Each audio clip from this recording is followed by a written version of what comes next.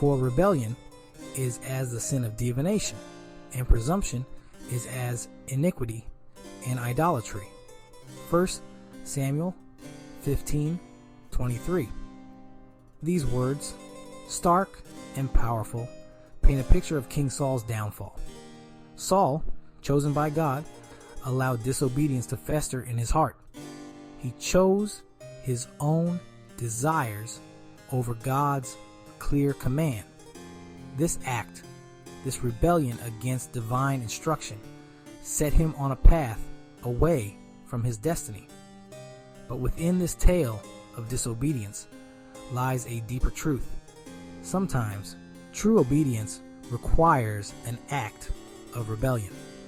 Imagine the weight of expectation on Saul's shoulders. He was king, appointed by God. Yet even kings are called to obey a higher power. There's a profound lesson here for us all. Sometimes the hardest battles we face are not against external enemies, but against the whispers of our own desires, the temptations to stray from what we know is right. Rebellion. The word itself crackles with energy, with a defiance that challenges the status quo. We often associate it with negativity, with a rejection of authority. But what if I told you rebellion can be an act of courage, a testament to the strength of one's convictions? What if I told you that sometimes saying no takes more bravery than blindly following along? Think about it. It's easy to conform, to blend in, to follow the crowd, even when your heart whispers a different tune. It takes real courage to stand apart, to raise your voice when everyone else is silent. True rebellion, the kind that aligns with a higher purpose, is not about chaos or destruction. It's about standing firm in your beliefs, even when the world tells you to back down. History whispers with tales of courageous souls who dared to rebel against injustice. Think of Rosa Parks refusing to give up her seat on that segregated bus. Her quiet act of defiance ignited a movement for equality that forever changed the landscape of America. Or consider Nelson Mandela, who spent decades imprisoned for his opposition to apartheid. His unwavering spirit, his refusal to be silenced, inspired a nation to break free from the shackles of oppression. These acts of rebellion weren't about personal gain or a desire for power. They were driven by a deeper conviction, a belief that something was fundamentally wrong and needed to change. These individuals saw injustice and chose to stand against it, even when the consequences seemed insurmountable. Their stories remind us that true courage is not the absence of fear, but the willingness to act even in the face of it.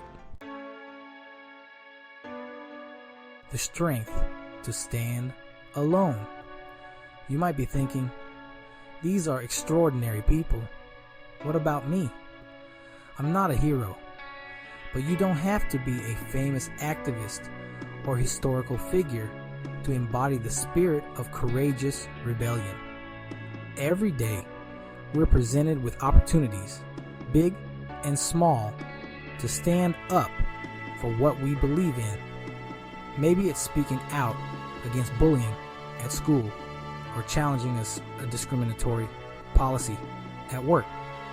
It could be as simple as refusing to participate in gossip or choosing to be kind when others are cruel. These moments might seem insignificant, but they all contribute to a larger tapestry of change. When we find the courage to say no to injustice, When we choose integrity over apathy, we become part of something bigger than ourselves. What happens when we don't speak up? Silence, they say, is golden. But sometimes silence is a betrayal. A betrayal of our values, of our conscience, of the very things that make us human. When we stay silent in the face of wrongdoing, we become complicit in the act itself. We allow injustice to fester and grow, casting a shadow over our own hearts in the process. Think about the times you've witnessed something wrong but chose to look away. Perhaps you were afraid of the consequences, of rocking the boat, of being labeled a troublemaker. But true peace, the kind that transcends circumstance, comes from aligning our actions with our values. It comes from knowing we did what was right, even when it was hard. From fear to fearless. Courage, like a muscle, grows stronger with use. The more we exercise our courage muscles, the easier it becomes to stand up for what we believe in. But how do we cultivate courage when fear threatens to hold us back? How do we find the strength to raise our voices when it's easier to stay silent? It starts with a single step, a single act of defiance against the fear that binds us. It's about recognizing that our voices matter, that we have a responsibility to use them for good. And when fear whispers doubts, we can counter them with faith. Faith in ourselves, in our convictions, and in the knowledge that we are never alone in this fight. A legacy of courage and faith. The world needs your courage. It needs your voice, your willingness to stand up and say, "This is wrong, and I won't be silent." Your act of rebellion, your refusal to conform to injustice, might be the spark that ignites a movement. It might be the light that guides others out of darkness. So find your voice. Embrace the spirit of rebellion that burns within you. Stand firm in your faith, knowing that you have the strength to make a difference. For in a world that often celebrates conformity, it's the rebels, the courageous few who dare to challenge the status quo, who light the way towards a brighter tomorrow.